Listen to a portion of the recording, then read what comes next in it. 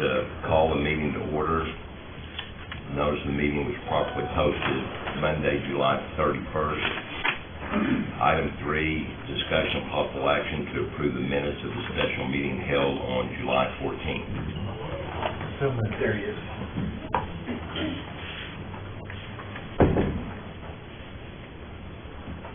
I'm just approving the minutes.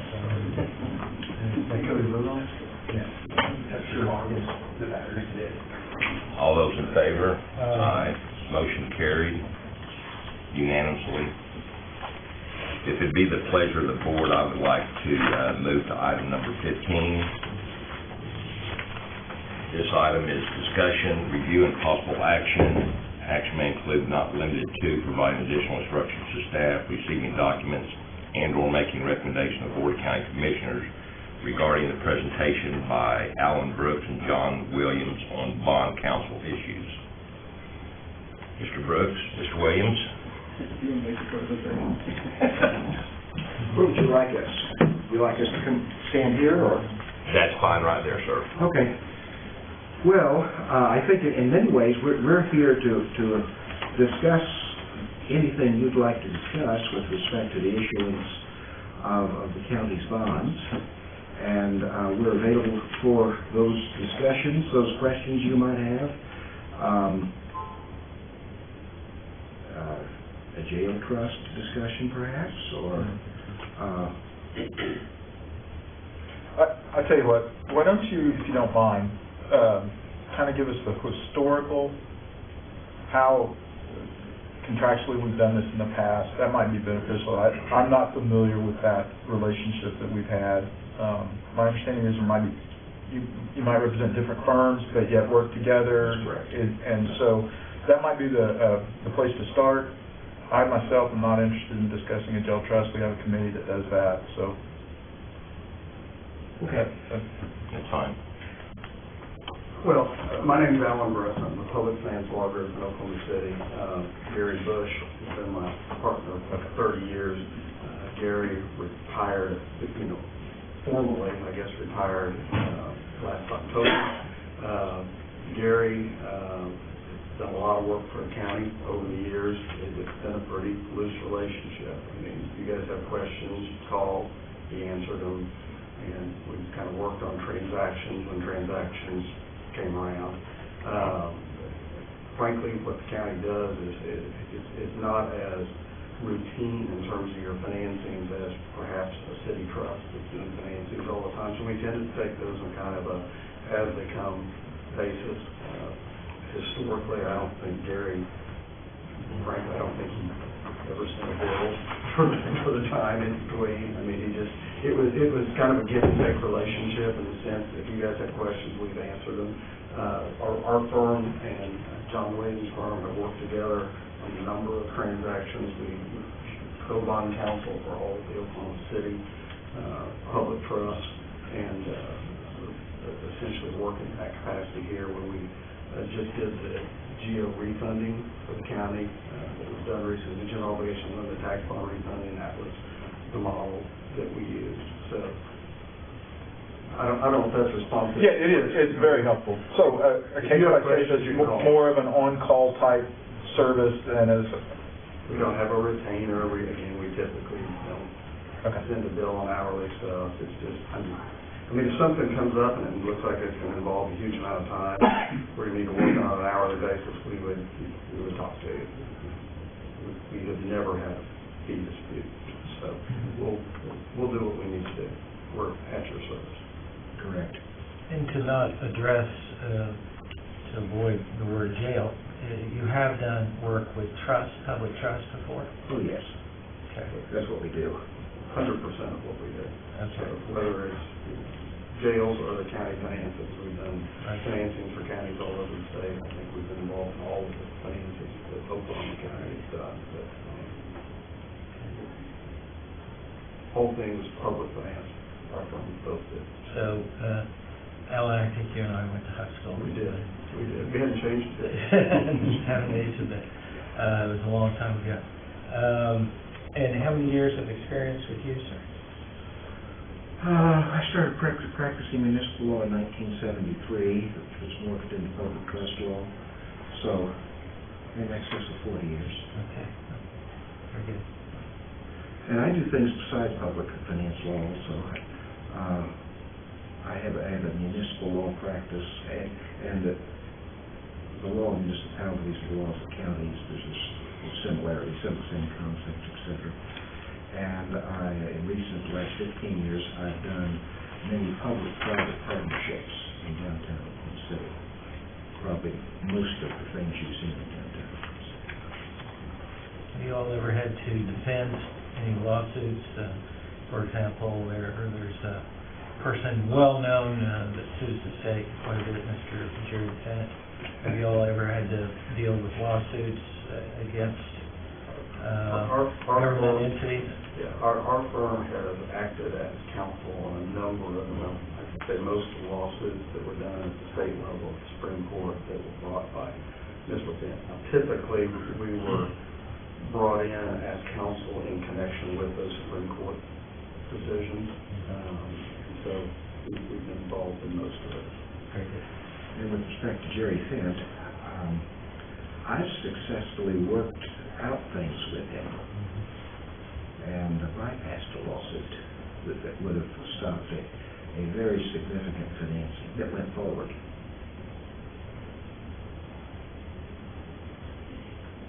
Joe, do you have any more questions? If the county was interested, would you guys be interested in continuing the relationship Mr. Bush had? Absolutely. Absolutely. And incidentally, I work with Gary on county matters and weighing and discussing them, and I don't think he ever set bills like in 30 years, but other than in connection with the bond issue. Gotcha. Our firms complement each other. John's really good at things that we're not as good at, frankly, and we fill in the cracks for each other. It's been a great relationship, and all of it on the city trust that we've worked on. So. Very good. We've done that together since 1986. Have any more questions?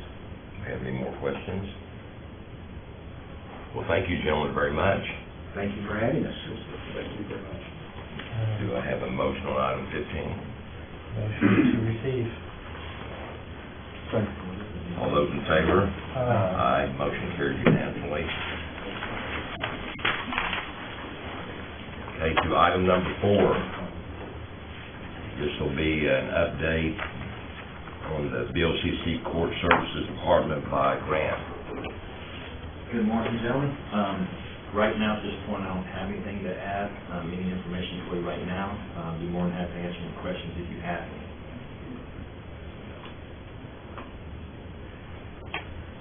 Tell me how things are going in regards to setting up the jail. So we can get it on the record. Yeah, that's Would you right. come a little closer? You have a microphone. Gotcha. Right now, we do have the space identified. It's available. They've gotten computers set up, everything in essence that we need to go. Right now, we're in the process of working on a schedule, getting with Judge Kong on how and when signing releases is going to work, days, nights, when we would be there, how that would work. We just don't know. This just literally happened now, so that's I really don't have anything solid for you. But it's identified, it's set up. Now it's a matter of schedule-wise getting it confirmed and set up how and when and how that would work, which is, been working on since, this morning and will continue. The possibility exists for what?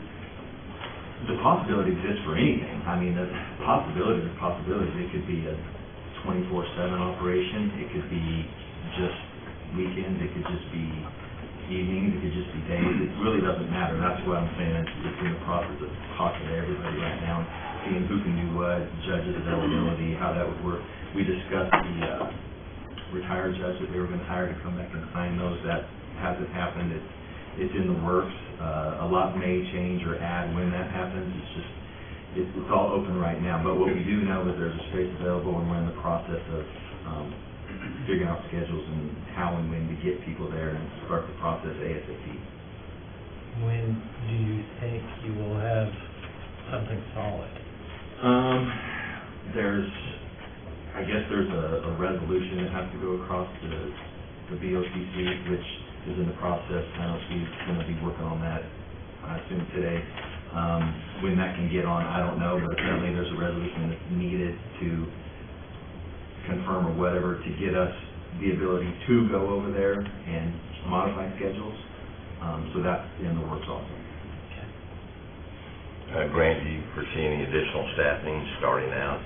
Again, that depends on what's decided on scheduling. In the very beginning, if we start working on weekends, if we modify schedules and move people to weekends, then obviously those days that they're there on the weekends, they won't be working during the week, so that workload will not be getting done, and then someone else will have to pick it up. It would be nice in the beginning, at a minimum, to get one additional case manager just to be there to cover that. However, if that's not possible in the beginning, we can just work on modifying schedules as much as we can to meet the 40 hours a week and make sure all the workload's done. But I guess at this point, no firm numbers have been established, or even at this point, any firm procedures. Right. We have another meeting on Thursday with Judge Strong to again discuss and sit down and really put pen to paper on times and schedules and all that stuff to get even more information. I would hope that you could get stuff pinned down pretty quickly, so if there is a need for additional staff or something, that's something that you could bring to the DET. Absolutely. Hopefully this week, right away. Do we have any more questions? I would assume a lot of this, and I may be wrong, is out of the Vera stuff that's going on? Correct. And so are you continuing to have meetings with them, and what exactly is your continued interaction with that group? There's the pre-trial subcommittee that we meet with, and that's where discussions are held and agenda items and all that stuff's coming out. And that's why those, nothing, because everything that any change I make or anything different that we do is going to be a result of the commissioners, not another group. And then you were talking about bringing back a retired judge to be hired. Just to be clear, that would be the courts, not the BOCC or Oklahoma County. It would be the district courts. Correct.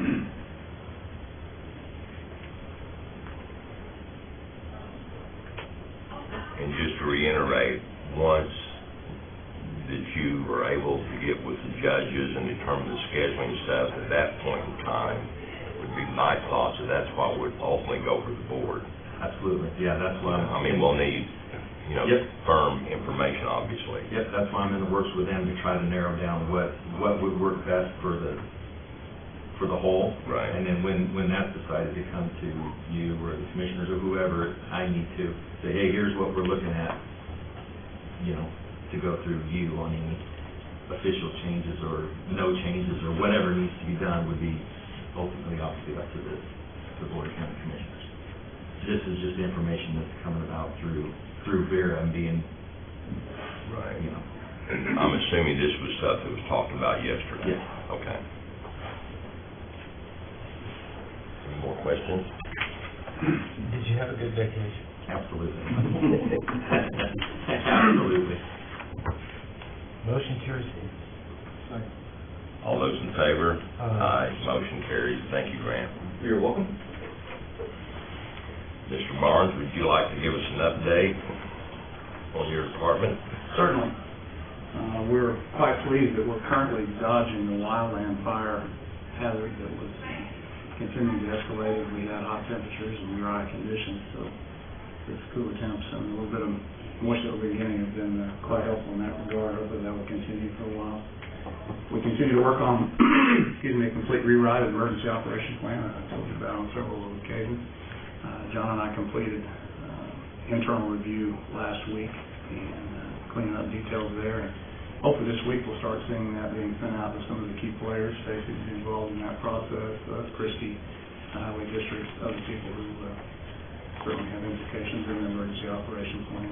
So that project continues to move forward. Annual agreements, we still have a few of those yet to be returned, and we're working through some details on some of those. The fire equipment agreements are the bulk, and they're pretty much in.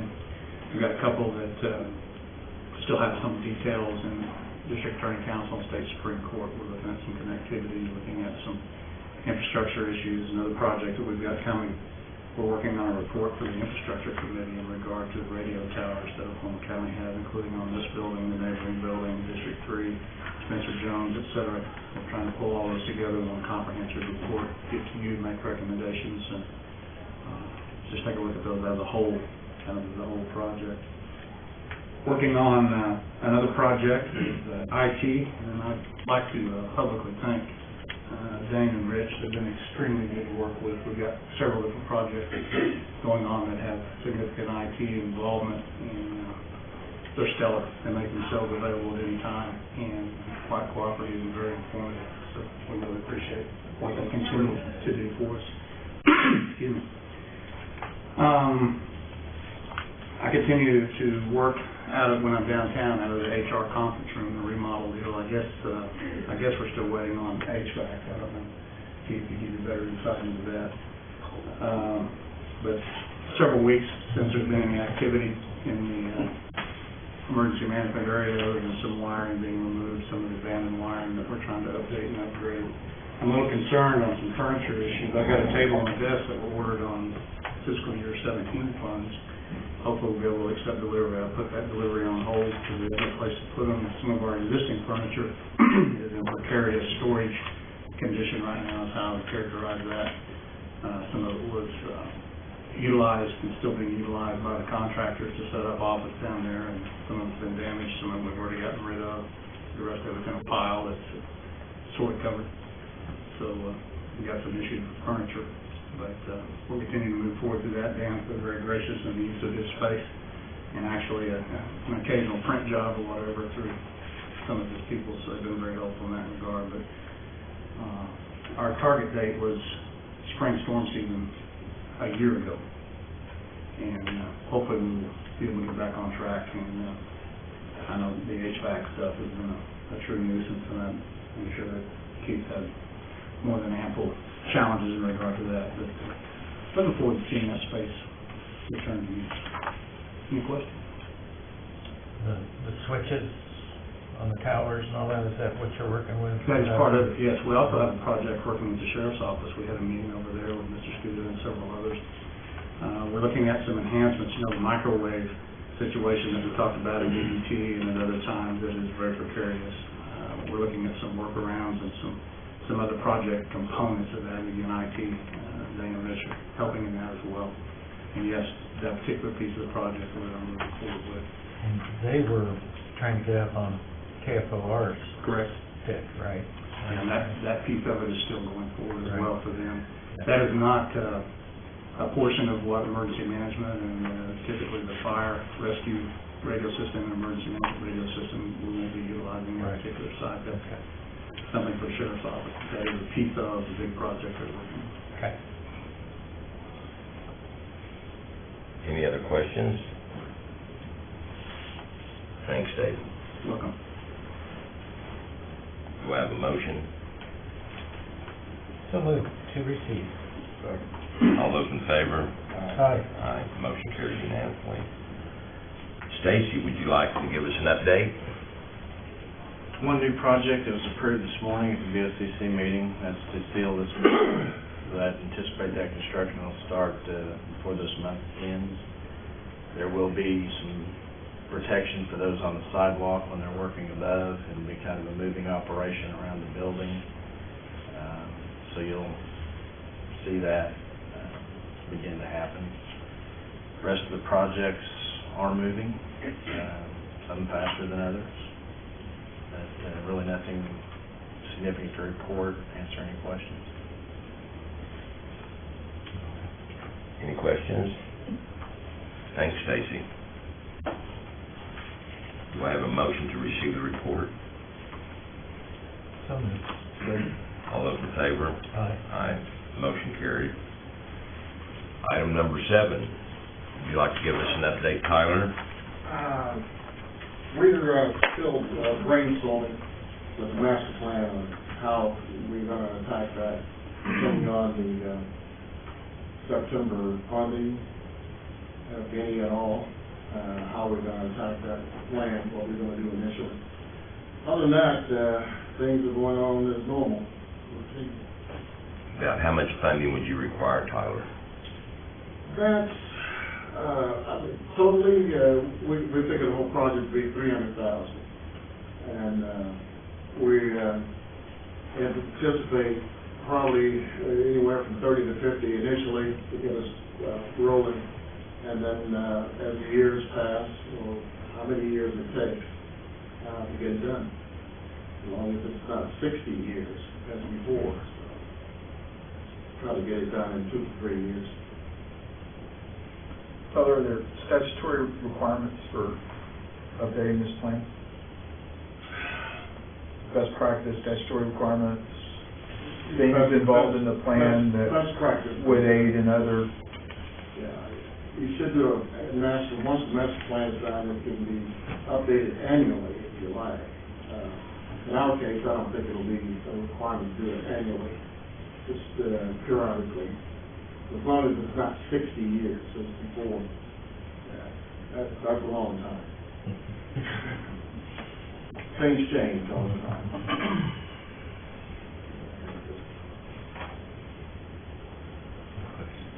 Any more questions? Thank you. Thank you, Tyler. Motion to receive. All those in favor? Aye. Motion carried. Mr. Matthews, item number 8. Good morning. Good morning. About 5 things I want to talk about real quickly. Number 1, the IT director position is posted. We've received about a dozen applications so far. Some look fairly qualified. Obviously, you don't know till you get into it a little further and do the interview process. It's open until August 18th. At that point, then this committee will meet and we will review and make some decisions on who we want to interview, similar as we did last time, not identifying candidates, but using letters to protect confidentiality of those candidates at that point. Tell me real quick where you're advertising. We haven't done any advertising as yet, because we've gotten a number of, looks like very qualified applications. I know it's hit Indeed, and so we're getting some applications off of it. If we choose to do advertising, it'll probably cost us about $4,000. Right. And my thought is, let's see what we've got before we go spend money. And we'll go from there. So that's the update on that. Attended a meeting last week with the Department of Labor, the PIOSH Division, Public Employees, Occupational Safety and Health, and a piece of legislation was passed this last term where PIOSH now has the ability to fine us, similar to OSHA. And that's new because all they've had the ability to do in the past is issue us citations and ask us to fix that, whatever the issue was. And this is a copy of the handout that we received, and the dollar amounts are on the back page of that. And the definitions actually are on the previous page, but serious violations, $1,000 per day per incident with no abatement period. Other than serious, $500 a day per incident until fixed. Willful means we've just had total disregard, $5,000 a day per incident until remediated. Repeated, if it's occurred Again, within the last 5 years of being cited, $5,000 a day, and then regulatory, which is like our 300 log, we have a violation in that, or some other administrative type of violation, $500 a day, no abatement period, they don't give you a chance to fix it. It starts that day. The good thing is that in the 13 years I've been dealing with safety, we've had one citation, and that was a trenching issue a couple of years ago. So I don't think that it's going to be one of those things that they're going to be going after and looking at and trying to create a revenue stream. They tell us that any revenue generated off of this will go into the general fund of the state. We'll see. And we can ask to do consultation services with PIOSH, and they'll come out, and anything that they would find, they find in the inspection would not be under threat of a fine. We just have to get it remediated. So we'll talk about that. We do a good job of inspections and trying to catch those things and trying to get them remediated. But they even talked about the fact that fire extinguishers that were not up to date and tagged appropriately would be a violation at $500 a piece per day until abated. So it's one of those things that we need to be careful about, to take a look at, make sure our folks understand the new powers, if you will, that PIOSH has. There's only 3 people, 3 inspectors for the entire state of Oklahoma. So unless they get a complaint or a serious issue that's brought to their attention, such as the trenching issue that happened a few years ago, more than likely we won't see them on a regular basis. But wanted you to be aware that this is new, it could be costly, and we need to make sure that our folks understand the seriousness of it. And I would expect if somebody gets a citation, the department gets a citation, that department's responsible for it, not the BOCC as a board, but that ought to come out of their budget, especially if it's one of those things that they've been asked to correct previously. Any questions on that? This starts September 15th. Can I ask when to start this? Yes, September 15th. So this is all new legislation? Yeah. Well, the legislation, the PIOSH legislation has been there, but what I gave you has the details of what was added to the legislation, including the ability to create fines. That they could make an unannounced inspection if they wanted to. Absolutely. They've done that a number of times. They've shown up in our office and said, we're going to District 2. Mm-hmm. We want to go out and walk it. We want to look at all your programs, your written programs. We want to look at your 300 logs that track the injuries and that type of thing. Absolutely. Okay. Talking with Kelly Thomas yesterday, she brought up an issue regarding postage and the postage machine. And to my recollection, some of the folks that have been here for quite a while may remember this, but a few years ago, whether it was in the BET or it was some other mechanism, my understanding of BOCC departments, their postage would be handled under BOCC general government function, and departments did not have to budget for postage. Kelly was telling me she currently is billing 3 departments for postage under the BOCC. One of them is planning, one of them is court services, and one of them will be benefits. And when she told me that brought back this memory that we did away with that out of our budgets at some point.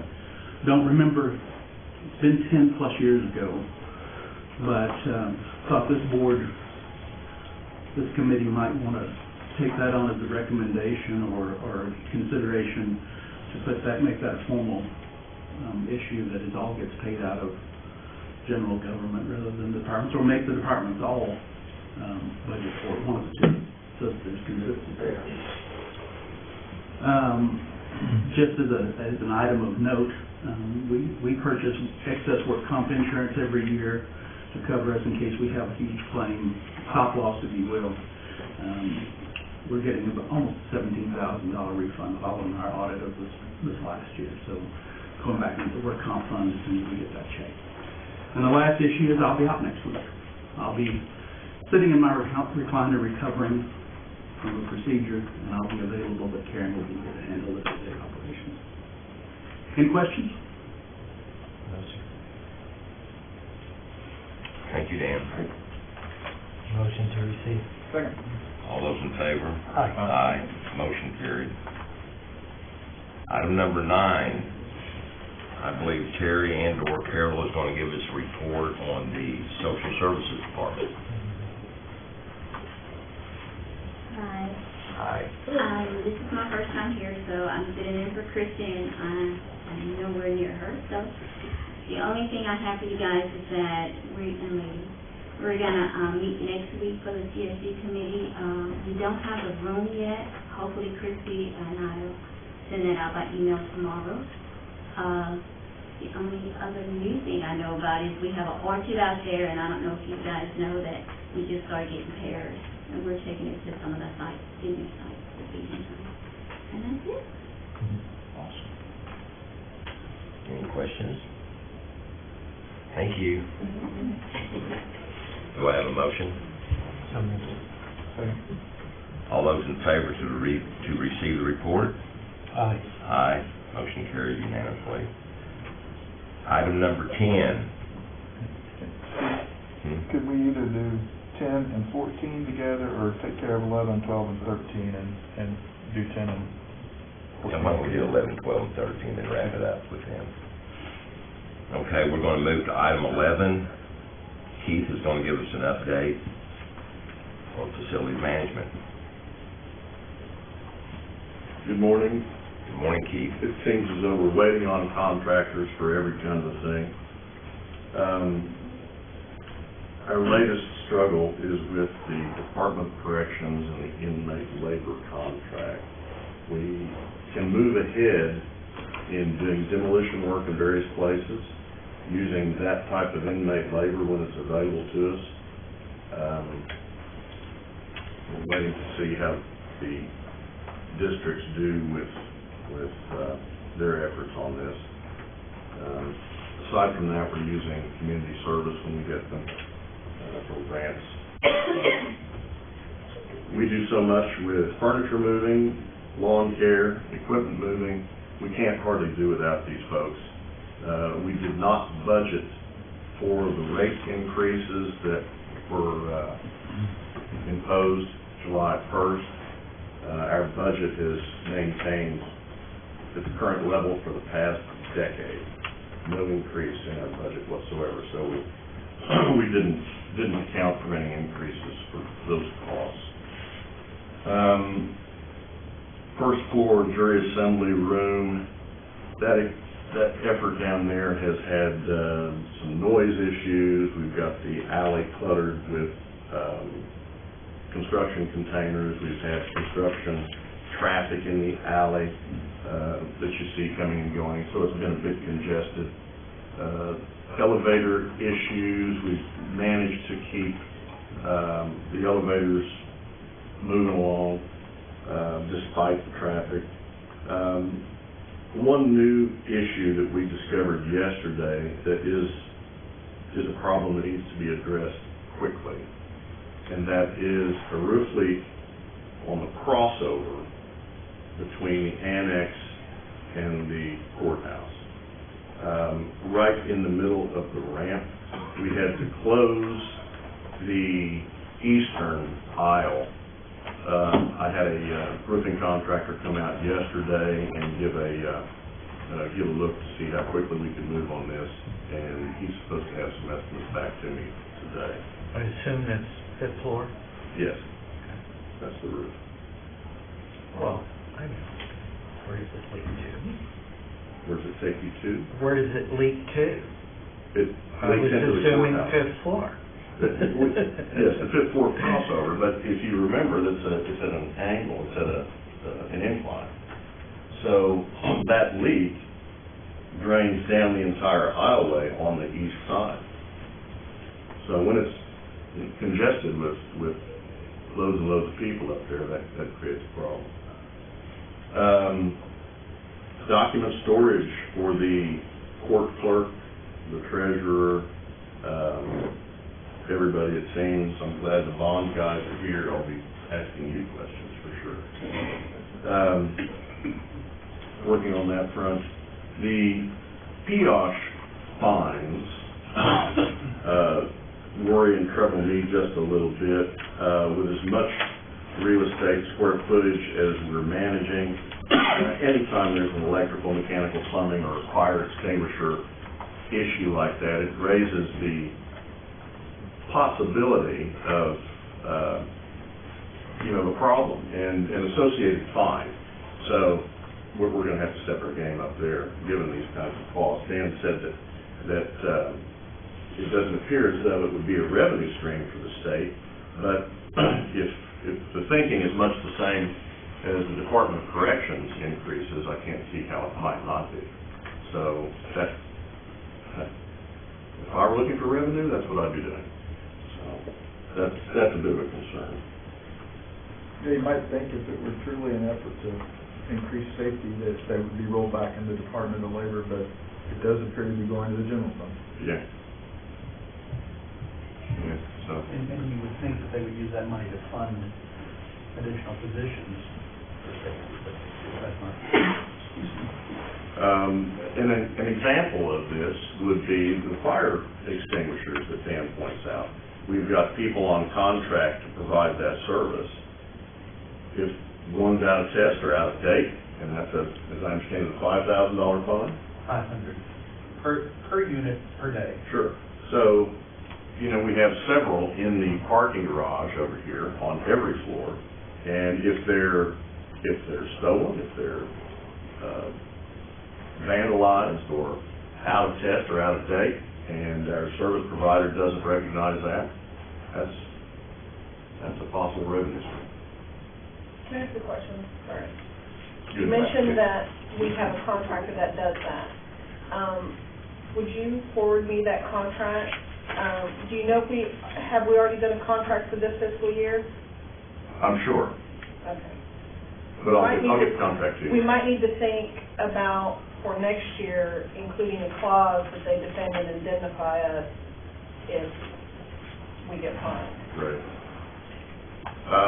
We'll have to step our game up with all of the other contractors we have working here and make them aware just of what might be happening if they leave tools out, or if they're unaware of the kinds of fines we might suffer. And education, I think, working with Dan and his group, anytime we have contractors down here, we might be a little proactive in that respect. I can see this as becoming an issue, particularly if the facilities department is required to pay the fines as Dan suggests. That's crippling. Well, one of the issues would be, for example, the HVAC over at the jail. We've contracted that out, right? Yeah. Is it on us or is it on them? If there's a goof, shall we say, if there's a mistake. I think we're going to have to look at that. Carefully, yeah. That's going to take some attention, some thought and attention for sure. And coordination with all the contractors involved, making certain that they understand the financial penalties associated with any kind of an issue. What was your budget approximately for DOC?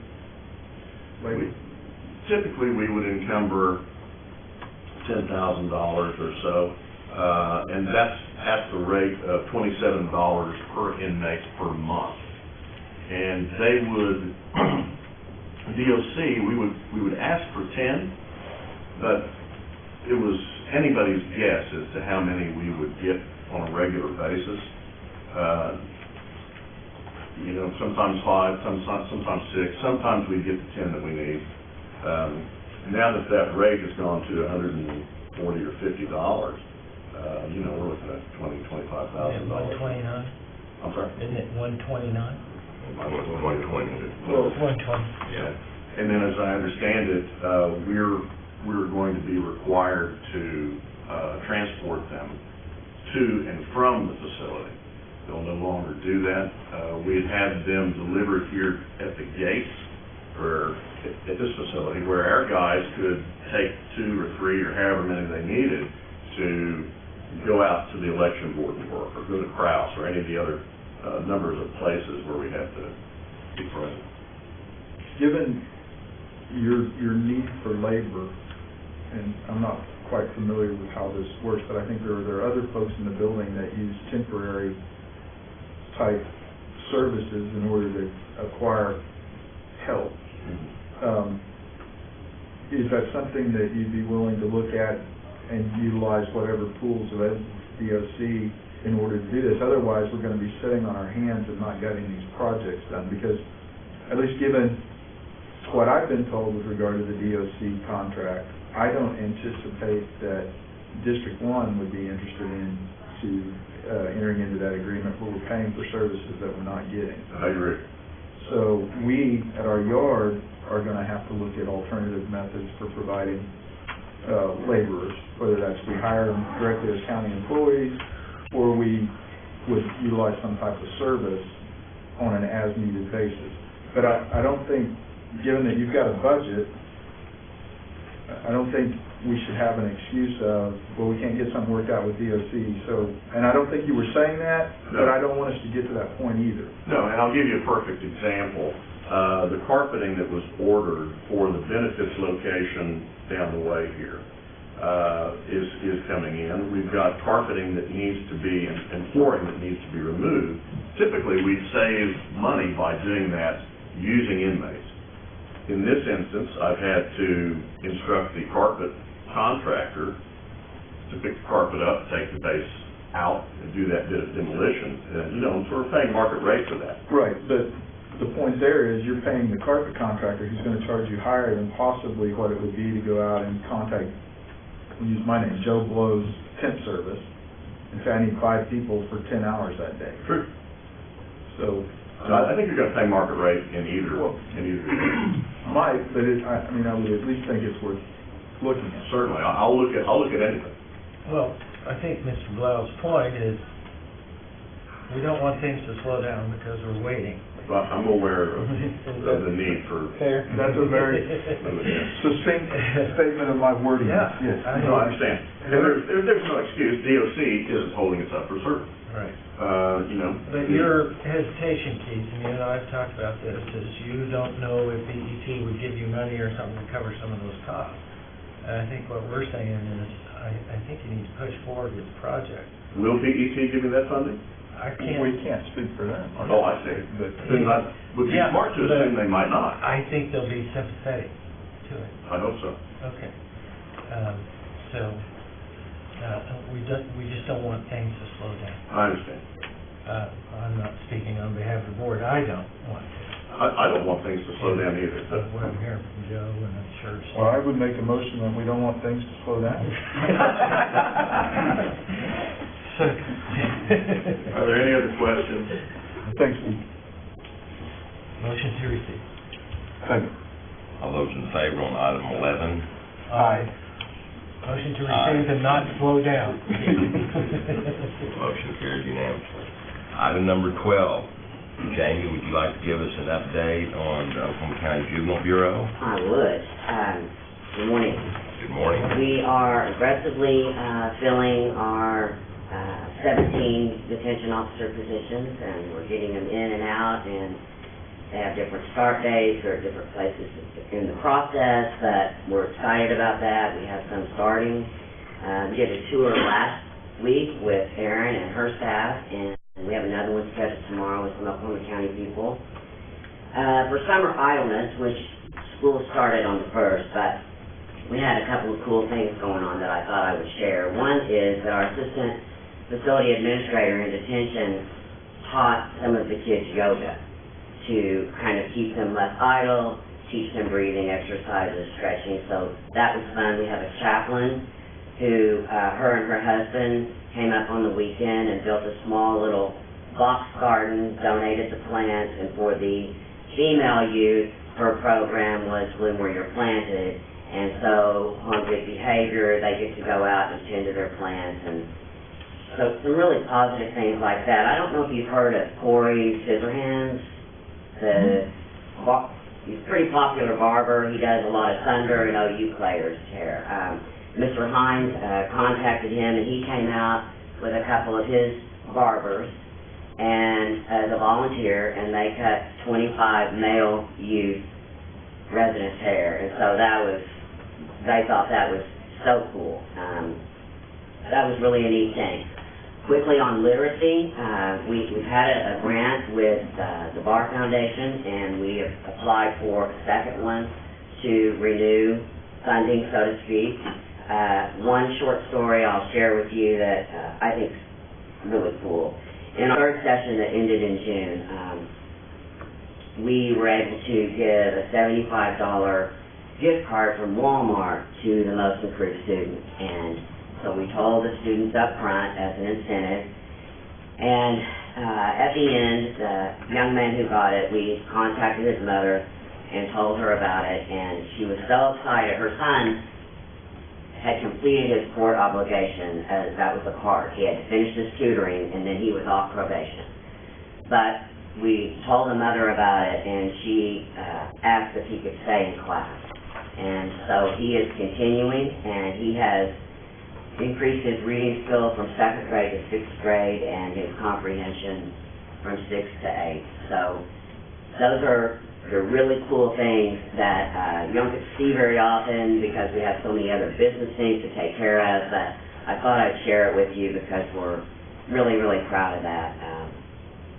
We had a back-to-school event Saturday, past Saturday, gave away 50 backpacks with almost all of the supplies on the Oklahoma City Public Schools list.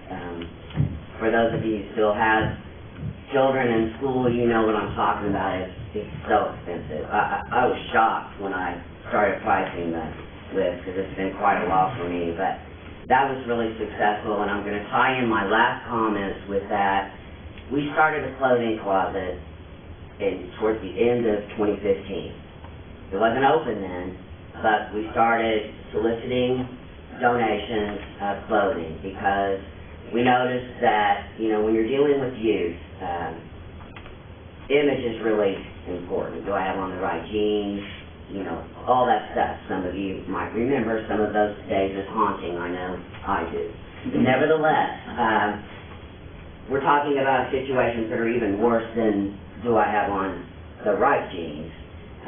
Are they clean? Do they fit? Do I have a belt?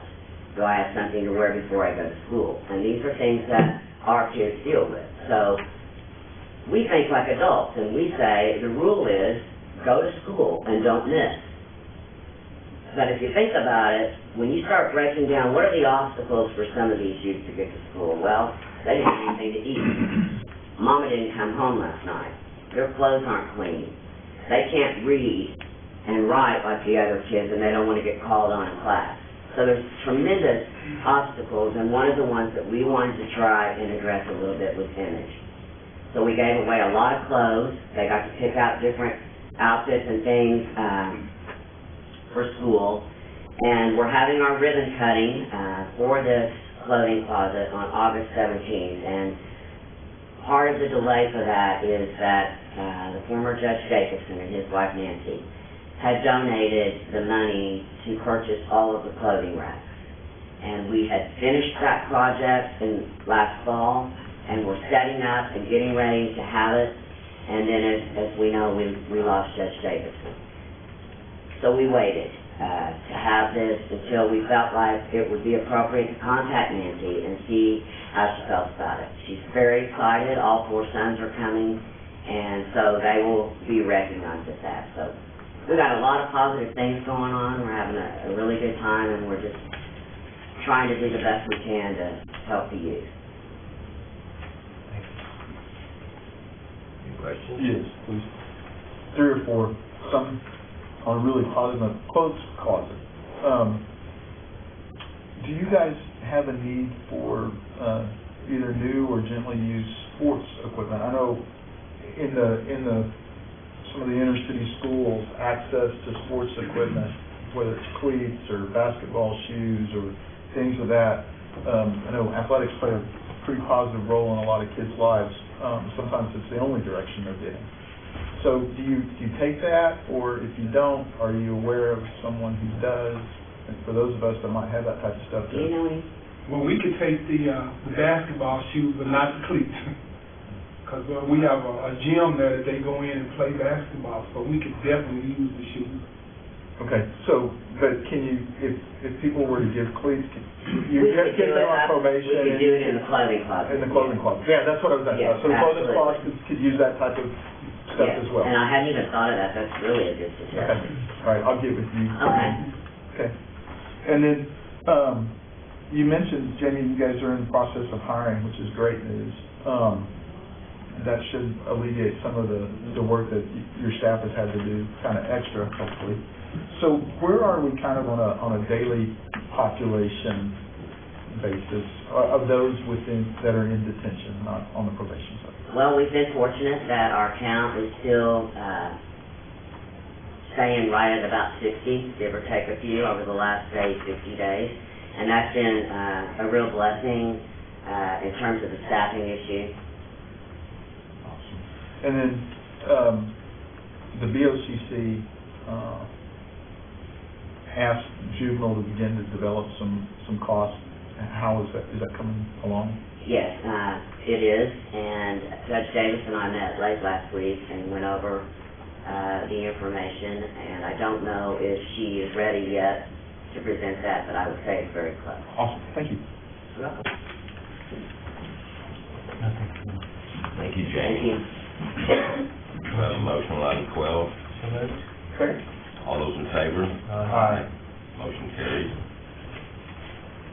John, would you like to give us an update on Sure. the benefits department? Absolutely.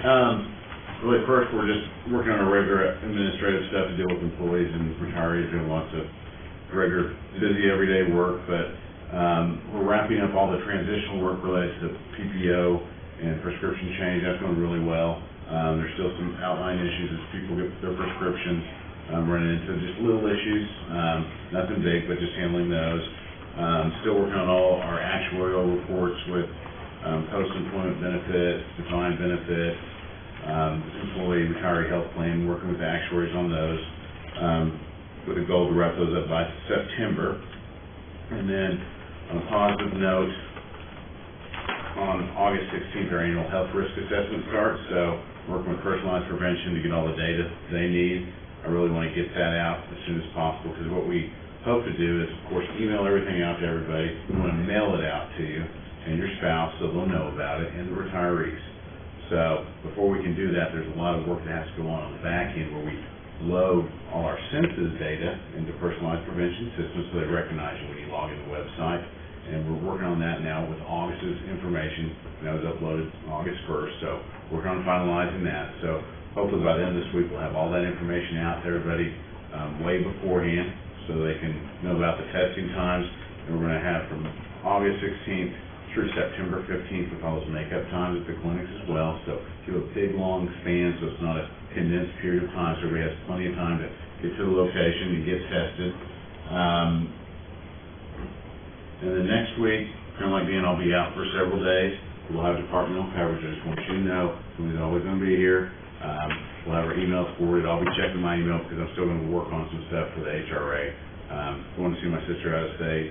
Long story, but I'll continue to check my email and work on some stuff behind the scenes. And then in several weeks, community health charities, you know, we've been a partner with them. You probably don't know them. They've gone out to the district there to talk to employees, but it's time to re-up with them, and they've sent some stuff around. So in about 3 weeks after we start the health risk assessments, we'll distribute some information on community health charities to employees regarding what they can donate to through paycheck deductions.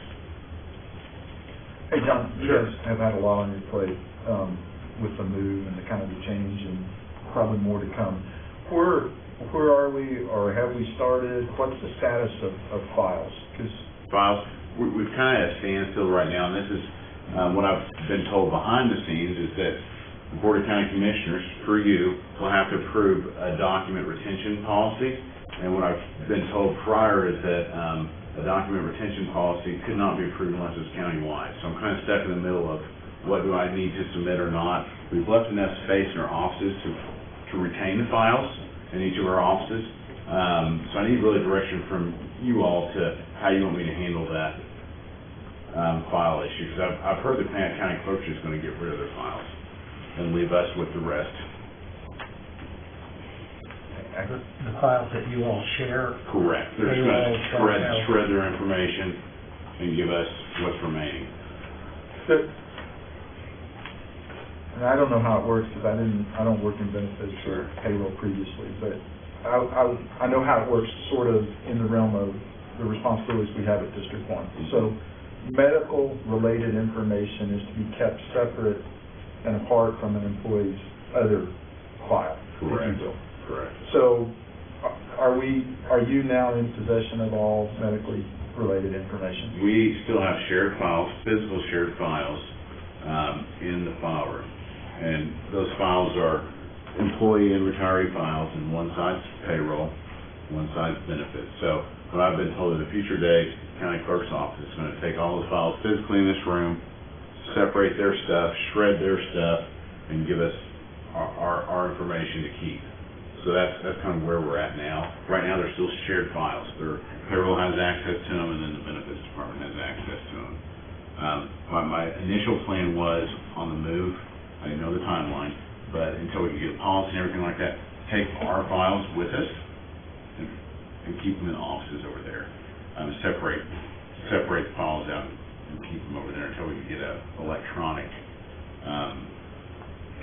policy approved.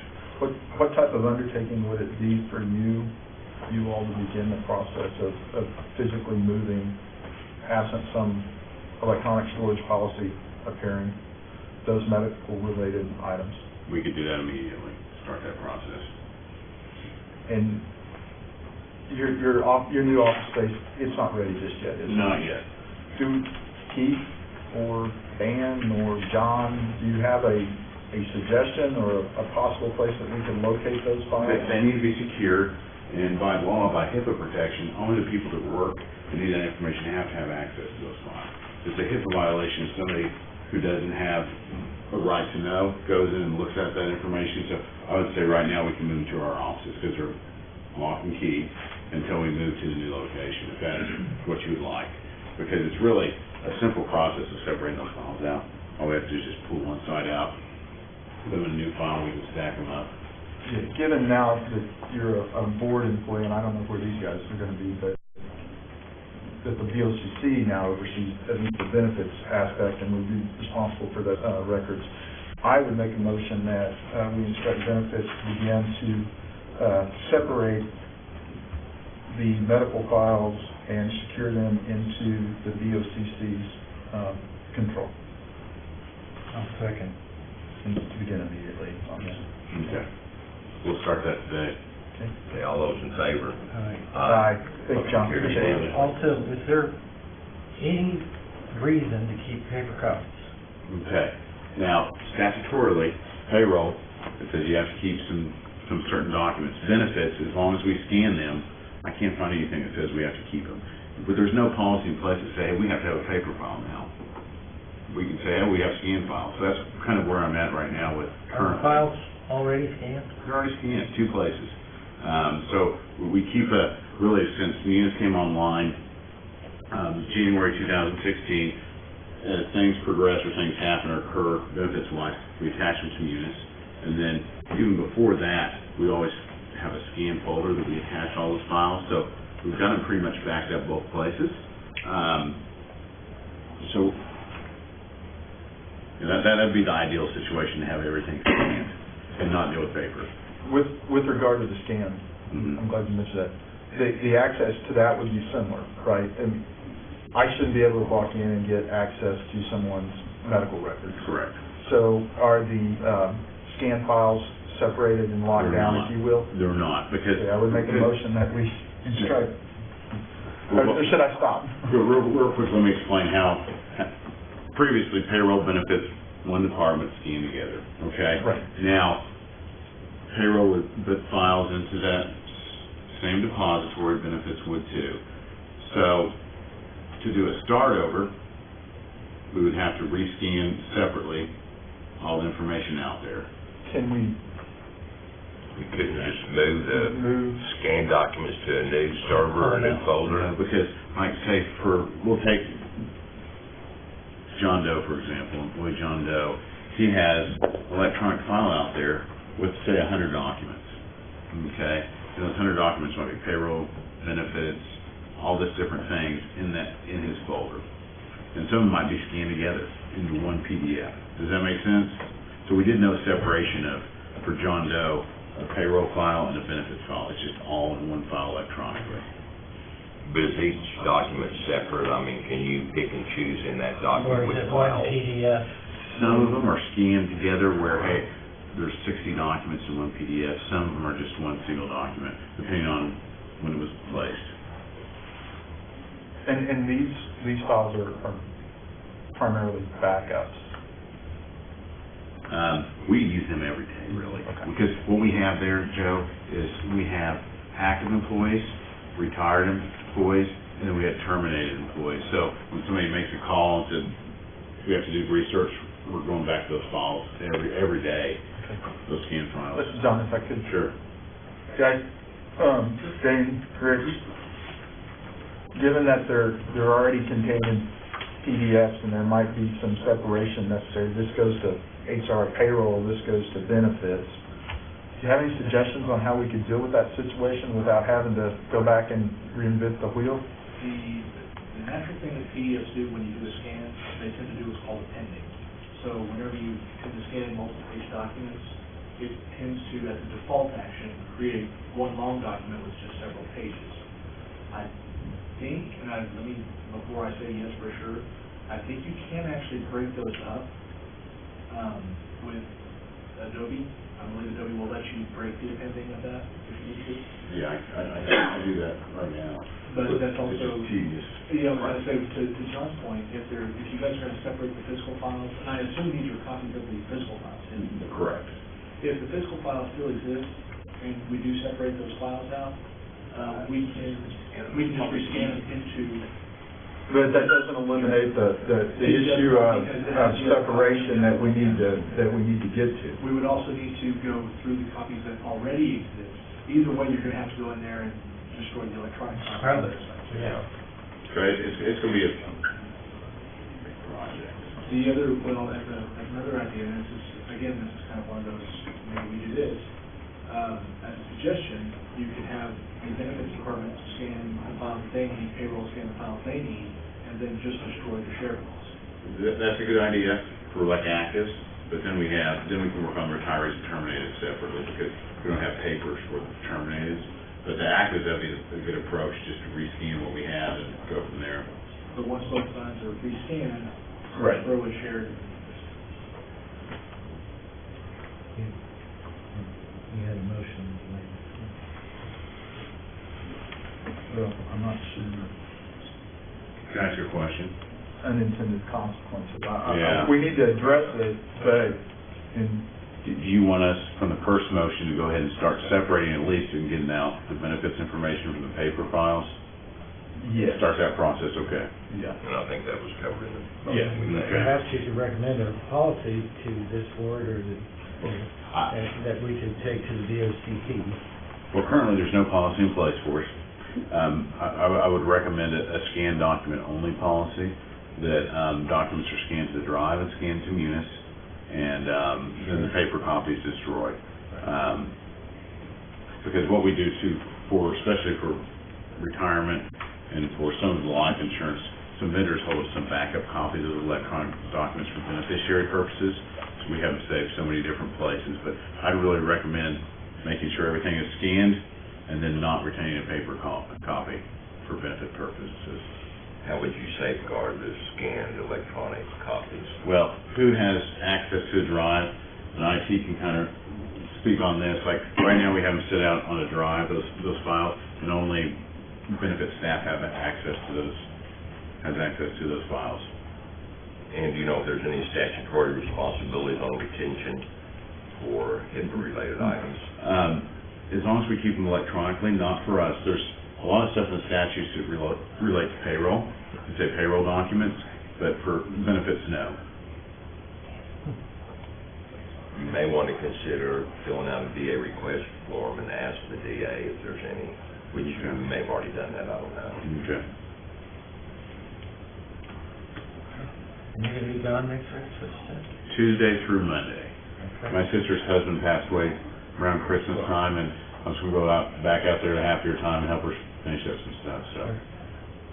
Well, hopefully you can get the ball rolling. I'll get the ball rolling, and again, I'm still gonna check my email and work some when I'm gone, so it's not like I'm leaving things stopped. Yeah. We'll start that now. Take heed to the Monroe Doctrine and don't slow down. Absolutely not. Let me ask you one more question. Sure. I thought a couple of weeks ago, maybe 3, the county clerk sent out to bid something for actuarial services regarding our health plan to set the rates. Does that happen? Don't they do something where somebody studies and Oh, the yeah, insurance? that's one of the things I'm working right now with our actuaries, with SageView. It's one of the three parts, and I'm giving them all the data. Right. And I think I've gotten all the data to them early this year. Okay, is that something your department does? That's what we do. Okay, so that's It's all not affecting benefits. Mr. Hooten's budget at all? No. Okay, Yeah, that's all paid out of benefits. great, very good. Any more questions? Thank you, John. Thank you. Thank you. So, motion to receive his report Yes, as well, right? yeah, that'd be fine. Yes, I'll second it. Okay. Tell me what you were saying. We have a motion and a second on item 13 to receive John's report. All those in favor? Aye. Motion carried. Okay, let's move back up to item 10. Dana and Rich are going to give us an update on the IT department. Morning. How are you? Morning, guys. Thanks, Jim. We get up there, everybody leaves. Because we're gonna occupy the next 2 hours. Sometimes that's a good thing, guys. It is. Lots of updates, so, you wanna start? Where do we start? I'm gonna say the easiest for last. Okay. What I'd like to do is start with kind of an overview of where we are in disaster recovery. This is one of our big policy things. I'm not a fancy document maker. This is just a little document about where we are, kind of an overview and timeline of where we expect to be. I made copies of this for you guys if you do want them. Sure. Like I said, it's not the most super professional way, but I'm sure he gets one in the DA system. and sorry, they were in my back pocket. I really apologize for the folding. It's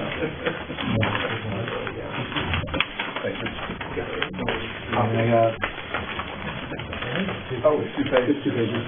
There you go. And Aaron, I'll give you this one too, as soon as I read off of it. It's most of this stuff, and I'm hoping I don't make your eyes gloss over too much. It's just basically, it's a timeline of what we've already done, where we are, and where we would like to be. The first part of it is the items purchased. We've already had those purchased. They're already there. There's not going to be any additional purchases so far that we know of, from an equipment standpoint. And this is for the Edmund site? This is for the Mid-Con site. Okay. This is actually, some of the equipment staying with us, some of it's going out to the Mid-Con site. Okay. Some of it's already there. Some of it's already there. Well, are we gonna know what's in Edmund? and Yes, what's- absolutely. That's one of the things, whenever we receive equipment, we go over it with Ms. Bryson, our receiving clerk, and we let her know which location every piece is at, Okay. for that very reason. I'd like to start with the tasks needed for total implementation. It's actually the second area. The hardware preparation for information to be copied to the new storage, to minimize the implementation. It's basically so when you copy the storage information from one storage to another, you have 2 copies of the same storage, so when you're ready to move it out there, you don't have to wait for that process. Configurations for the network devices have been uploaded. The backups need to be duplicated between the equipment that's currently here and at the offsite at Mid-Con. The professional services need to be set up for Presidio, need to be scheduled. The things that we're going to be needing professional service for are for setup of the actual server infrastructure, the VMware vSphere, which is the piece that is where our virtual servers are, And then what's a piece that this is a new piece that we're getting called SRM, it's called Site Recovery Management. This is a piece of software that allows us to expedite the recovery of sites. Should something happen at one site, we can roll everything over to another site with a minimum loss of time. And when we say site, we mean the annex. Yes, site versus annex. The annex goes down, it's the ability to bring it up. Then we'll also need to set up the migration of servers that are on currently existing hardware to the new hardware that we are going to move to. The third task is going to be the relocation of the actual hardware to the new offsite, and then the full testing of the network interconnection between the two sites to make sure they're talking properly. The next piece will be the full testing of backup migration between Annex and Midcon, and the full testing of server and site migration between the Annex site and the Midcon site. Those are the tasks that need to be done and in place before this disaster recovery project is completed. And what's your timeline? And I'm going to go there. Okay. That's actually the last part, Rick, I'm sorry. Thanks. That has to have already been completed. We have already duplicated the information on the storage units. We did that here in preparation for moving them out to the offsite. The network devices have been mostly configured. They are moved to the new location at the Midcon offsite, and the remaining configuration is achievable remotely. We were awaiting power cables. We didn't have proper power cables for where they are at Midcon. We've received those cables. Yes, I'm sorry. Oh, great. So we're going to power those on, and those pieces will be up on. The ExaGrid devices, which are the disk-based backup appliances, they're for the quick recovery of backups for emergency purposes. Those have already been duplicated. There is one here. There is one at Midcon. They are synchronized. We do have current backups off-site. That is also true with the tape media. We rotate our tapes out. They do not stay here. We rotate the tapes out of here to go to Midcon. So we have 2 physical copies of backups off-site and here at the annex. Made at midnight, right? We do them at midnight and 6 p.m., I believe. We actually have 2 windows where we do backups. But on this, if I'm pronouncing it correctly, ExaGrid? Yep. Is that just mirroring, like if I get on my computer and update a file, is it automatically It does do incremental changes. synchronized over there at Midcon? Yes, it does. And then the tape is just a secondary? Yes, the tape is, what we do is, our tape schedule is every month, we do what are called incrementals. These are changes to what has occurred during the time period. Those tape out jobs require about 5 tapes. We take those tapes out monthly, put them out at the Midcon site, and then every year, we want to do a full tape job, which takes about 20, which is all the changes for the year in one backup job, and then that goes off-site. The ExaGrid appliance itself is for things of 30 to 60 days retention, where you need that quickly, and you don't want to wait to call Midcon, find the tape catalog number, pull the tape back. Is the courthouse included? The courthouse is not. Is not. The courthouse is on a state network. Right, and okay. we That's don't- not us. Now, any backup information or any information that they use on the county side, for whatever purposes, like if they call to an Aegis drive, those are being backed up, yes. Okay, thanks. And just to be clear on the courthouse facilities is not included in that. We are covering it. I have a bit of a question there, if I can ask. Any of the changes that you're making or efforts that you're making, will that necessitate a change with the emergency generator setup that you have in place now? As far as DR? It is. No. DR, no, but I'm getting to the GPS part. So don't go anywhere. So the task that I want to be, and this, Rick, this is to your question, when do we want things completed? The professional services blanket has been approved. We actually have already, this is a little bit older, we've had the technician out for the initial visit to kind of do a rough draft of how we want to proceed forward and what services we would like from him. I estimate between 1 to 2 weeks from our initial consultation that we can get things rolling, set up, and done as far as professional services go. The power cabling for networks, again, this is, I'm sorry, it's a little bit out of date. We did actually get the power cabling, and it was within 4 days, so I was at least okay with that. We do have the power cables, they're going to go down to Midcon, we're going to plug everything in, and The one device that Yes. is missing. The fat pipe is in, the fat pipe is live at MidCon. We have internet flowing through it, so we have a live internet connection at MidCon. It's not usable for us right now, but it's there. The ASA firewall is in MidCon. The power cables he's referring to is for what will be the core switch. We got out there, and the power cables they ship with that Cisco switch are standard normal power cables. The power distribution unit they put in the racks at MidCon are what we call hooded. It's a different kind of cable, so we haven't been able to do that. So, the next piece would be the testing of the network devices, because since they went in first, they can be tested independent of the storage and other systems. We want to test everything first on that end, since it's going to be there first. I would like to, ideally, keep 1 to 2 weeks of testing time for that. It just gives us time in case something goes wrong. I'd rather budget too much time than not enough. The next piece is going to be the migration of the virtual servers. That will be done here, and I want to make sure those are done properly before we move them out to MidCon. That's going to be part of almost the final step, and I anticipate about 2 to 4 weeks of work on that. Hopefully, I would like to, again, this is an overestimate, I think I would like to go shorter if possible. Transport of the hardware from here to MidCon, the rest of the stuff that's going out there, a couple of days, as soon as we're done with everything. And then the full testing of the site cutover.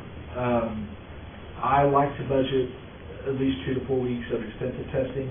And some of the testing I would want to do during business hours, because I would like to see a live test of how does it happen, what is the observable effect on operations during a normal business hour. I would want to schedule it with whatever department is willing to be our guinea pig, but we would like to try it during business hours. I think that's Keith Monroe. Use his department. My full estimate of time until from beginning to end is 6 to 12 weeks. I think 3 months is probably a very conservative estimate. I actually anticipate we could probably get it done much quicker than that. We have good technicians, we have really skilled people, and I think that I'm just kind of covering my bases to make sure it takes that long. I don't think it actually will. Okay. What happens when MidCon goes down? That's a good question. If MidCon goes down, we order pizza and have it. Yeah. It doesn't affect the annex. Yeah, that's true. Yeah, if that's what you're asking, Rick. If MidCon goes down, should it go down, we carry on the way we're going. Yeah, it doesn't change. You still have to take backups. We still have to take backups. Now, but if they go down, they're down 4 weeks or whatever, do they have a DR site? That's pretty good. That's good. Well, they do have multiple sites. They have a data center in Tulsa, which at some point, so they have ideally, I would love to kick be in over. that as opposed to Edmond. Okay. But again, the things that we have in MidCon is equipment that we have purchased in order to get a secondary offsite. We would need to purchase more equipment and move it out there. I understand that. Yeah, that's it. I mean, the sheer fact that tornadoes can hit just Sure, about absolutely. Sure. Yeah. The one good thing about MidCon is They are F5 rated. They are F5 rated. They are FEMA. They're not FEMA 3, underground, though. I guess for earthquake. Are they underground? Yeah. The part for the server room is not underground, is it? But Underground, but below ground. it is below ground. Okay. It's not quite all the way underground though. No. All right.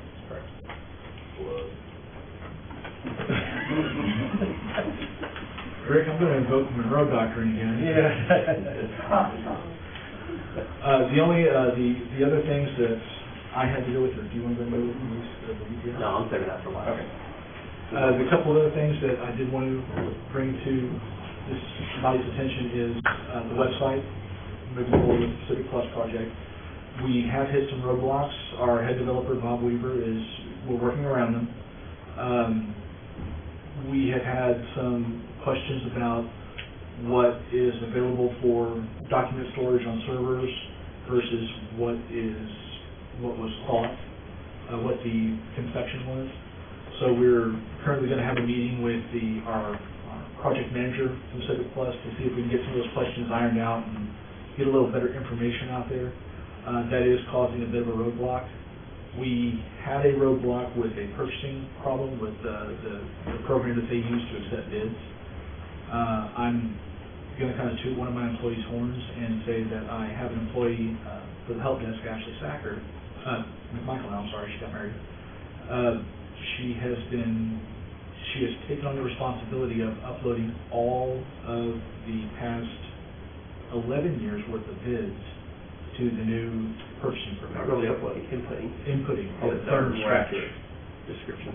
And she is working with purchasing to make sure that those are done properly, accurately, and to their specifications. So I just kind of wanted to give her a little brag on that. We also have, I'm sorry. Was Presidio given a deadline? As far as for Getting our website up? Civic Plus, I'm sorry. Excuse me. Yes, we've had to push back the go-live date twice already, and we may have to push it back again. It depends on how this next meeting goes. Via the contract, is that allowed? Yes, I think, well, let me say yes, let me check with Bob real quick, because I'm not familiar enough with the contract, right, to be honest, which is my deficiency. But as far as I know, Bob hasn't let me know that there's an issue with that breaking the contract yet. I think that's information that should be shared and may be shared with the commissioners as well. They need to know. And I will get that information for you and let you know immediately as soon as I have it. Thank you. One of the things with Civic Plus, as originally talked to us about, was strictly website-based, redeveloped, et cetera, et cetera, et cetera. At least in my non-IT world lens, it appears there's been some project scope, if you will, and there's been some things added, and that may be a wrong perception. Do you anticipate that we're going to see requests to expand what Civic Plus is doing? I know there was some talk about maybe some benefits type stuff that they might offer. There were some modules that were canceled in Munis, and I believe someone at one point in time said that that's something Civic Plus might be able to do for us. And so, are you guys up to speed on all that? I guess is Not very much. Okay. I do know of the benefits piece a little bit, just that it's been mentioned.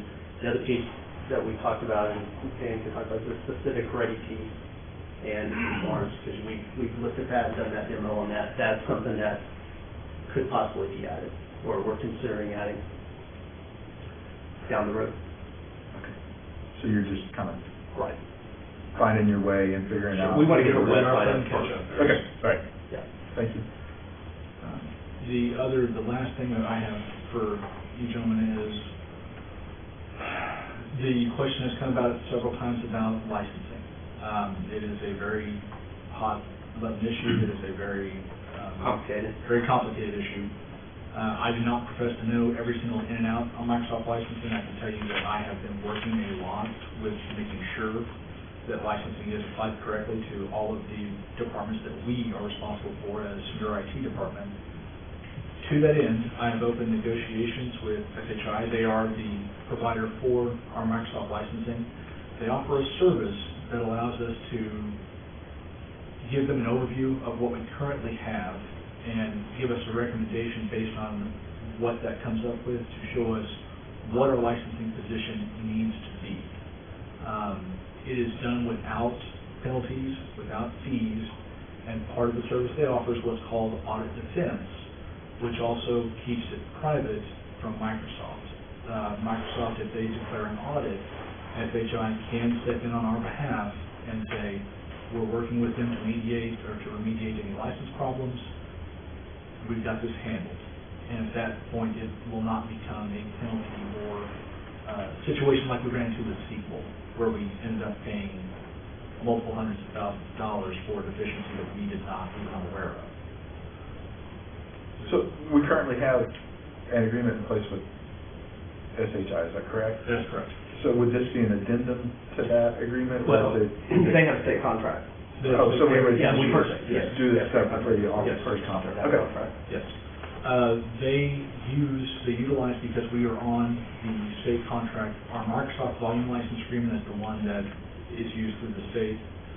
SHI is willing to, their service provides us a means to more effectively manage licensing, make sure that every department is correct.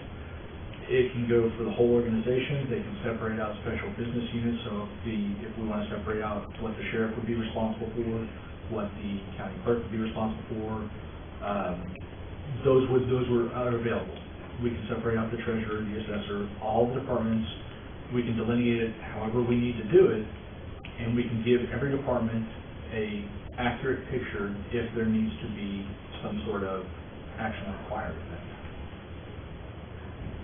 I haven't gotten pricing on it yet because they're assessing the size of our organization, and the pricing will depend on that. But I just want you to know that it's something that we are investigating and looking into, if it's something that proves to be. I may be mishearing you. Are you saying that we would charge the other departments for the licensing? No. Currently, Rick, what we have is... You're just saying the number of people, Right. number of Yes. users? Right. Yeah, basically what would happen is, if say, we'll use the sheriff's office for an example because I like to pick on them. If the sheriff's office is deficient in their licensing, I can make them aware and say, hey guys, just so you know, here's what has come out of the assessment. You might want to contact SHI or Microsoft and get this fixed on your end to make sure that if Microsoft does come and audit them. When they come to us, how am I misunderstanding? Well, that's just the thing, is because the budget is one budget for the entire county. If there's a license failure in a department, the VOCC is the one who ends up footing the bill, correct? So my question would be to you guys, or to the board, if there is a license deficiency, say, in the sheriff's department, is that something that you would want to have? Would you want to pay for that, or would you want to pull that from the sheriff's budget, or that's kind of... They have it in the past, right? No, they pay for their own licensing. Oh, The do county they? clerk pays for their own licensing, the treasurer pays for their own licensing. All right. The problem we've run into... Oh, sorry, Rick. Right, the problem we've run into is what we discovered when we kind of took over licensing is SHI has everything lumped under one big umbrella, and it's just Oklahoma County, which makes parts that we're responsible for, the DA's office, all of the VOCC departments, it makes it difficult to delineate who's really, we purchased 500 copies of Office this year. Okay, well, who really did it? Did 30 of them go to the assessor? Did 20 of them go to the treasurer? You see where I'm going. Okay, that makes it hard for us. Part of this that will help us out is if they can delineate and say, oh, well, here's this department, we can separate that. Oh, great, well, here's accurate numbers from each one of them. We don't have to guess anymore and say, well, we think we're supposed to have 430 cows. Well, we paid for 430 cows, but who paid for 430 cows without PO tracking and so forth? I believe it would be a service that would help the county as a whole and help individual departments, give them a way to control an expense that they may not even know they could be occurring. What kind of audit did we have a couple of years ago when we found out, the sequel and some other? Only for sequel. Only sequel. That doesn't count Office, that doesn't count any operating systems, that doesn't count any client access licenses, which is what CALs are. System Center. System Center, any of It did cover SharePoint. It did cover SharePoint, but it literally just covered one aspect of what we use at the county every day. So by the way, this company that would make the audit, though, how would they know if we paid for those licenses or not? Because we have historically always bought licenses from SHI. They were the contractor to buy licenses through our volume license contract. So they actually have all of our licensing information already, the entire county's licensing. Well, the licensing that we bought through them. Correct. So yes, we make our payments to SHI for sequel, and make it to anybody who wants a random office license or... But like if District 2, if we went somewhere else to buy some stuff, that wouldn't come up, right? It's possible, but I don't know where else you would have bought. Yeah, I'm not just saying. Oh, no, see, what they do is, what they pull that information from, they have the ability to pull the license information out of the enterprise agreement. And since the enterprise agreement picks up wherever you bought the license from, if you bought the license from Amazon or CDW or whatever, that would still be, if you bought it as part of our enterprise agreement, that would show up. But if you bought it outside of the enterprise agreement, which I would hope nobody does. I would hope nobody does. Yeah, that would not show up. Okay. All right. Several things. First off, Speaking of barns, the issue at the bunker, we are probably going to be, I've gotten a quote from Cox on a new Metro lead to run to the city of Oklahoma City's emergency management bunker. So we'll probably be amending that, our Cox contract with them soon. There'll be a piece of hardware we'll need to purchase on that, so it's not too much. I believe we have budget for it. So hopefully, with the city of Oklahoma City's cooperation, we'll be able to do that fairly seamlessly over the next, hopefully, 30 to 60 days. As far as, I know we haven't talked about Aegis, and we've mentioned that before. We're still trying to catch up on where that was left off. I don't have a whole lot new on that, other than we're reaching out to Harris Computing to try to figure out, given the massive scope of that project and the long-term needs of it, if there's a way that we already know we're going to have to upgrade what we currently have anyway to a certain level before they can even get it into anything new. So we're looking into trying to find a way to alleviate our hardware concern issues and all the aged hardware that the production database is running on. And if we can somehow manage to upgrade certain versions and get to a point where we can possibly buy a new server and put a supported operating system on it and a supported version of Oracle on it, that would, I don't say buy us some time, because I don't want to use the phrase kick the can, but it gives us a little bit of breathing room to where I don't worry about it dying in the next 2 to 3 years without some support on the hardware as it stands right now, which we don't have. So not much really of an update other than that. I'm going to just keep you in the loop. The main thing is going to be the UPS. Okay, we've talked about disaster recovery, and we're working on that, and we're getting there, and that's all good and pretty good schedule, and I like where we're going with that. The UPS has been purchased. It was purchased with money from last fiscal year. It's been ordered. My target date that I would like to do is the weekend of September 22nd. I know that's about 6 weeks out, 6, 7 weeks out. I've spoken with the IT departments from the Treasurer's Office, the Assessor's Office, the County Clerk's Office, and the Sheriff's Office so far to see if that date works for them. That seems to be our only workable date for the rest of the calendar year. So it's kind of we have to do it then. So far, they're good with those dates. I've hired nothing negative from them. We still have to talk to more departments and make sure that it's okay with them, but those are some of the 24/7 places, because where this is important is we have to shut down power to the data center to do this. They're telling us it could take a weekend to do it. So we're talking about getting started Friday at 5 o'clock, 6 o'clock on the 22nd and working through until we get everything back up. The idea being the weekend of the 22nd is really our only viable option, because once you get into next weekend, you've got tax time coming in, and nobody can, the Treasurer's Office can't stand to be down for a weekend during that, nor would we want to put them down for a weekend during that. So the 22nd seems to be it. I've spoken with the vendor, the order is placed, we've got a tentative delivery date for September 20th at the holding place where it will go initially, and the electricians seem to be available on the weekend of the 22nd. That was purchased with 2 POs, so one for the hardware, one for the installation. So should that date fall apart for any reason, we should at least be able to still maintain or get the hardware. We'll just have to redo the installation. So kind of we got to do it. At this point, we've got to do it. We've been getting alerts for the last week now on our current UPS with a controller issue that quite simply we can't do anything about. So I don't know if that means it's slowly finally starting to fail after 12 years or what, but we've got to ride it out until we get the new one in. So Do any you questions? know where this equipment is located? I'm sorry to interrupt. That's okay. This equipment is located in the parking garage below this building. It will require access into a separate room. Heavy equipment will be used to pull batteries and equipment out and reinstall. At the same time, we'll be addressing or attempting to address some defective piping that traverses that space. So it will be a bit of a concerted effort.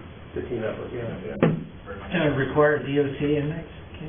I hope so. If not, we'll. Did you ever get them on weekends? Temps, yeah.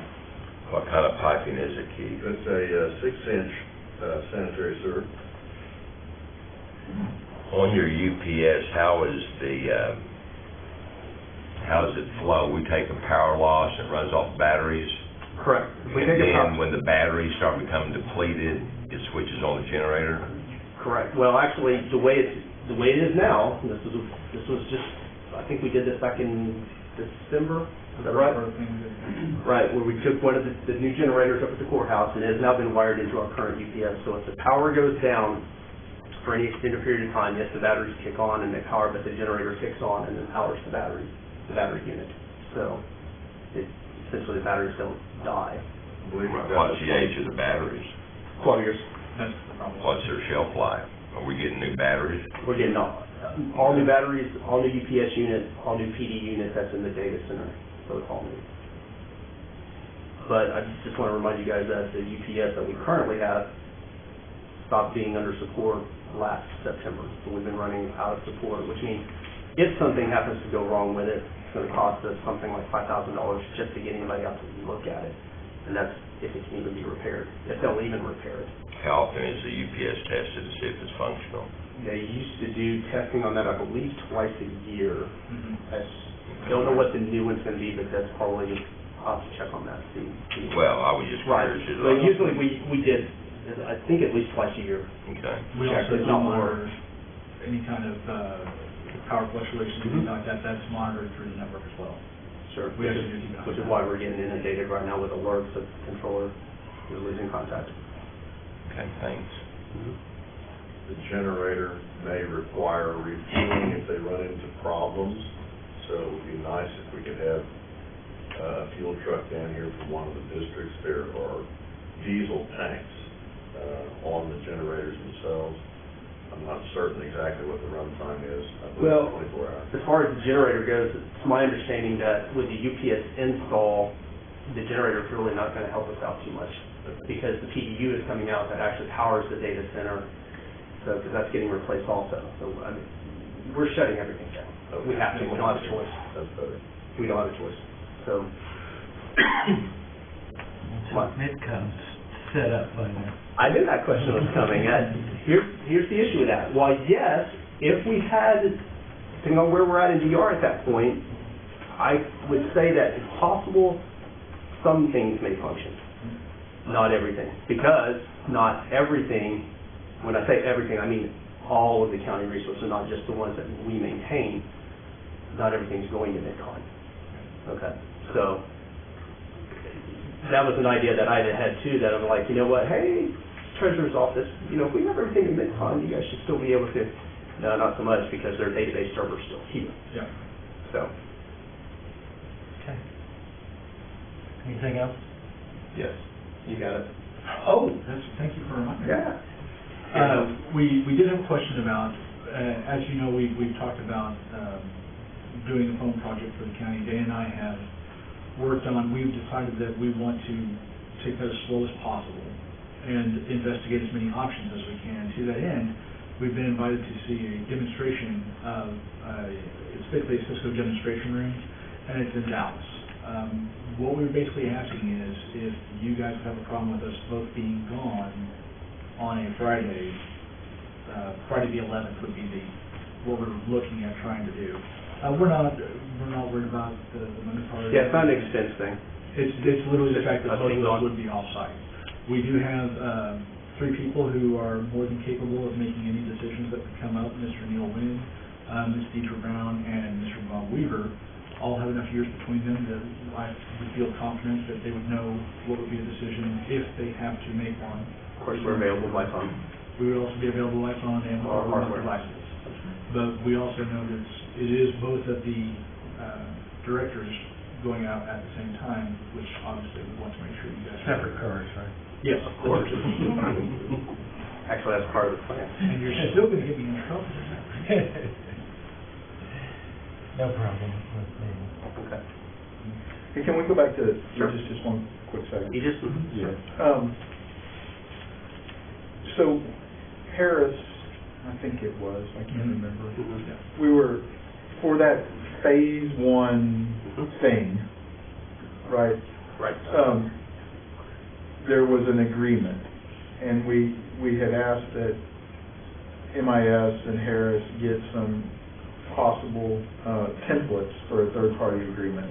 Okay. When you spoke with them, did that come up?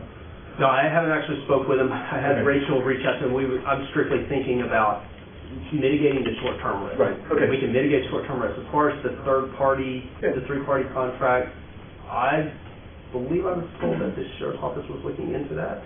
Okay. I just haven't seen anything. And then related to kind of the mitigation of the short-term risk in this phase one that was presented to this group, did I understand correctly that before we could even get to the phase one as presented, we would need to update anyway? Before we could do any part of it. Phase one, 2 or 3. I don't believe phase one, I'm not sure that's correct.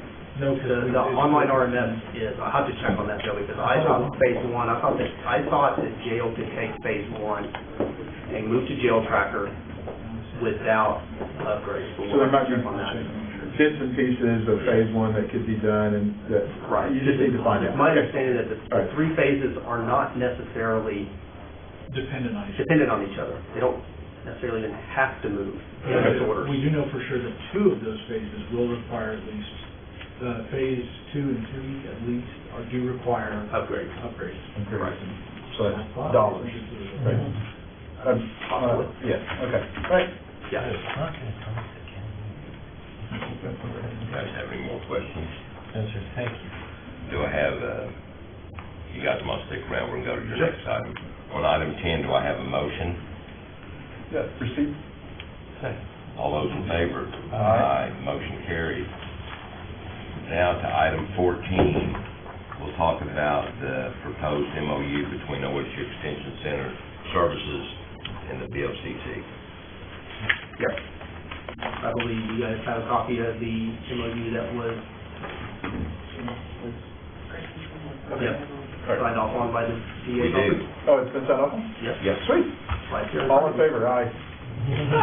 Well, I have a few questions.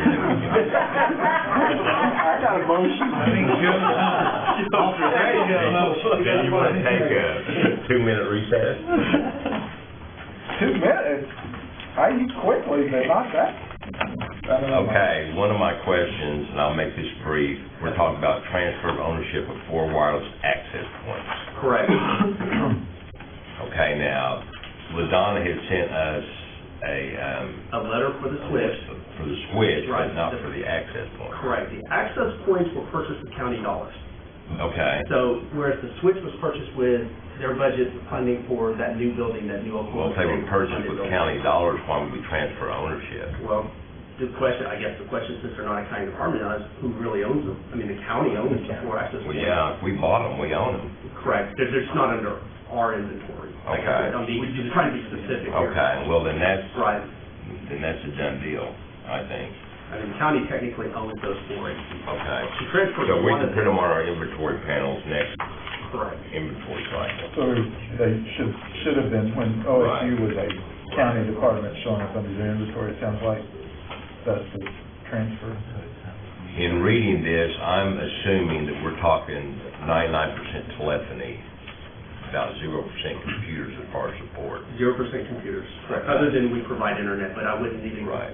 But we're I gonna, wouldn't specifically say that's to computers, just because I don't. but we're gonna be reimbursed for the OMES. That's the goal, yes. Yes. We'll amend our contract to add that circuit in, absorb that $196, and then in turn bill OSU as part of that. And then if we have to go to another phone system, Correct. OSU would absorb that additional cost. Yes. And We're looking at approximately $500 a month, $499.35. For all of them together? Yeah. Yeah, the 250 plus 196 plus The 12. 40, Yeah. whatever it breaks down. Okay. Anybody else have any questions? No, sir. Do we have a motion on item 14? To receive, or you want a recommendation that the board enter into the agreement? Either way. Okay, well, I would make a motion that this committee makes a recommendation of BLCC to place this contract on the BLCC agenda. Okay, recommend the BOCC and got it. Second. All those in favor? Aye. Motion carried unanimously. Thank you. All right, thank you, guys. Okay, item 16, do we have any new business? Seeing none, do we have any citizens that would like to participate? Seeing none. Joe, do you have any comments? No, thank you. Richard? I have none either. Do we have a motion to adjourn? So moved. Second. All those in favor? Aye. Motion carries.